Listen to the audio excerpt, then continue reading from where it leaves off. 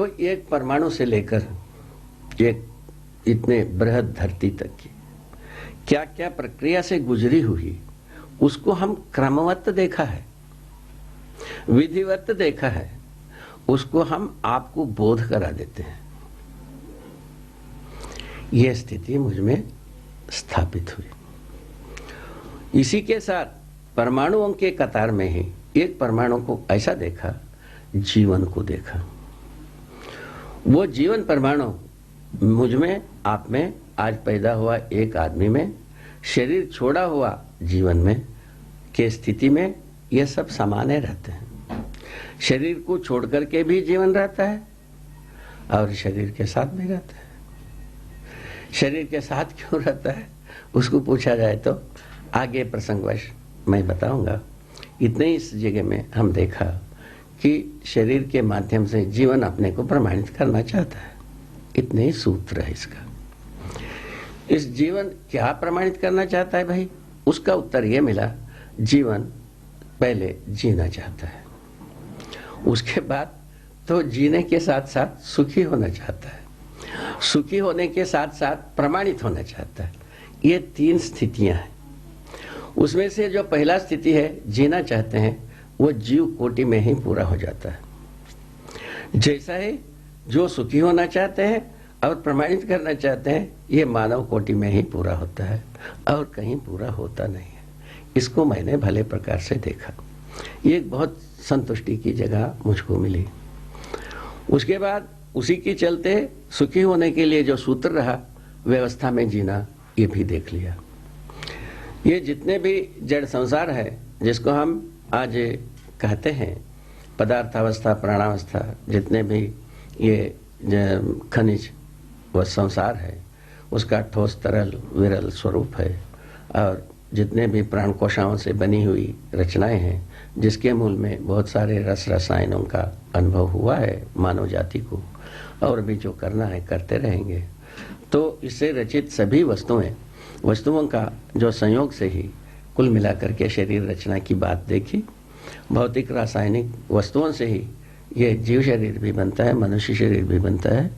तो इन शरीर में जो अंतर मैंने देखा, जीव शरीर मनुष्य शरीर की, वो ये है कि मनुष्य शरीर रचना में ही मेधस तंत्र समृद्ध हो पाता है। समृद्ध होने का मतलब यह है, जीवन बहुमुखी विधि से अपने को प्रमाणित करने योग्य मेधस तंत्र बना रहता है। इसको मैंने सटीक देखा है। इसमें कोई कोना मुझसे बच करके तो नहीं रहा है।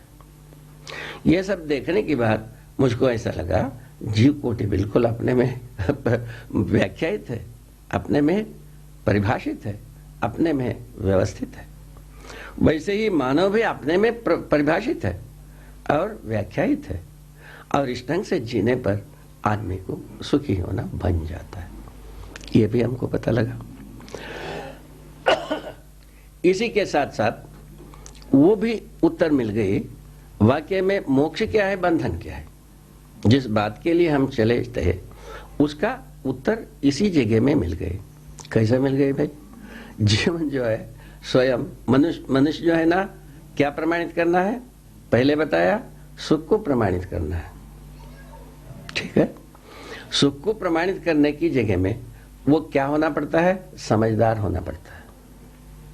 मनुष्य समझ करके वो व्यवस्था को प्रमाणित करेगा और सुख को प्रमाणित करेगा। दूसरे विधि से कर नहीं पाएगा।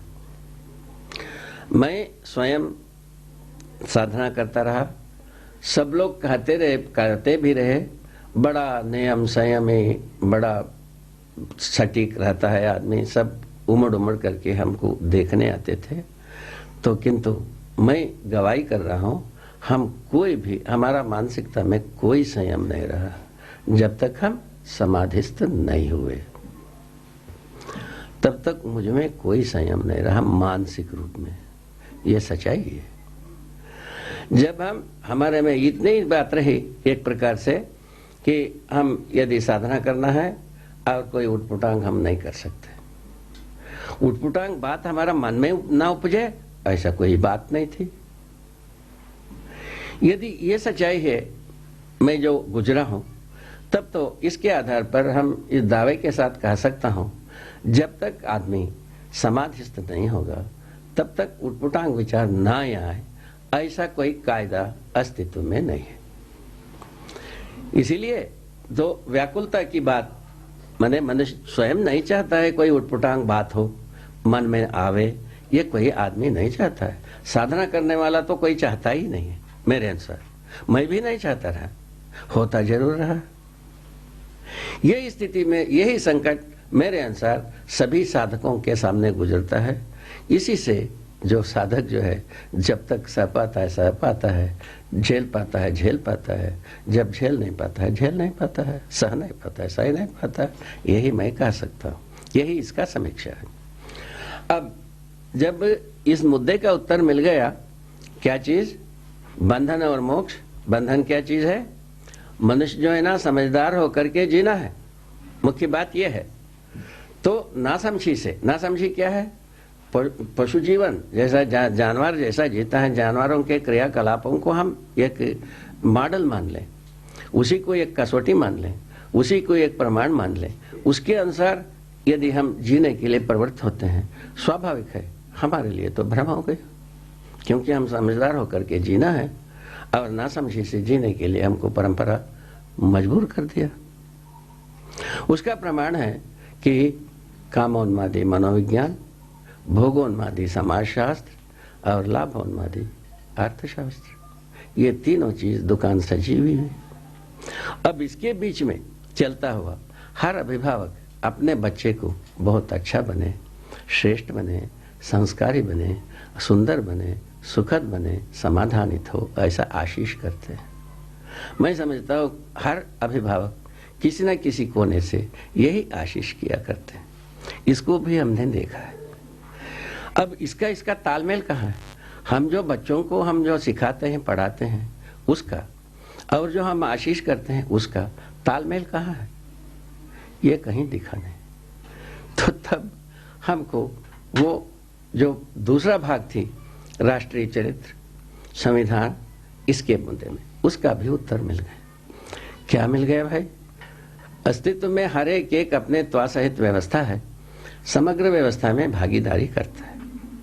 ये चीज मानव में आने के लिए रास्ता मिल गए, मानव का परिभाषा मिल गई, मानव शुद्धता जागृत मानव का एक परिभाषा मिली, उनका कार्य व्यवहार का स्वरूप मिली। उस कार्य व्यवहार को हम सूत्रित करते हैं, व्याख्यायित करते हैं, यही समाजशास्त्र या संविधान कहलाता है। संविधान का व्याख्या देने पर ही समाजशास्त्र है।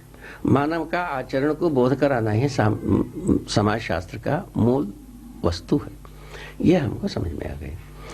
इस ढंग से क्या हुआ, दोनों मुद्दे पर हमको उत्तर सहज रूप में मिली कि मानवीय आचार संहिता रूपी संविधान से, संविधान के रूप में राष्ट्रीय चरित्र को हम पहचान सकते हैं। ये विश्वास मुझ में हुई।